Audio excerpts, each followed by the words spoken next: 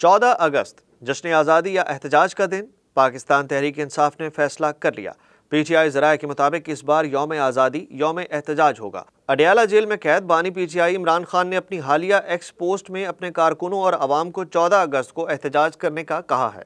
जिस दिन हमारे आबाओ अजदाद ने अंग्रेज़ों से आज़ादी हासिल की, इसी दिन इमरान खान की कॉल पर उनके कारकुन सड़कों पर निकलेंगे, मगर आज़ादी मनाने के लिए नहीं बल्कि हकीकी आज़ादी मांगने के लिए, क्योंकि इमरान खान का वाज़ेह पैगाम है कि जब तक आईन और कानून की बालादस्ती कायम नहीं होती, आज़ादी मुकम्मल नहीं हो सकती। सीनियर रहनुमाओं का कहना है कि इस दिन पार्टी हकीकी आज़ादी के मुतालबे के साथ एहतजाज करेगी। इमरान खान की रिहाई, अदलिया की आज़ादी और आइन की बालादस्ती पार्टी के अहम मुतालबात होंगे। पार्टी ज़राए के मुताबिक 14 अगस्त को किसी किस्म का जश्न या सरकारी तकरीब में शिरकत नहीं की जाएगी, बल्कि सिर्फ एहतजाज किया जाएगा। पीटीआई के एक और सीनियर रहनुमा ने बताया कि 14 अगस्त के एहतजाज को अभी हतमी शक्ल नहीं दी गई।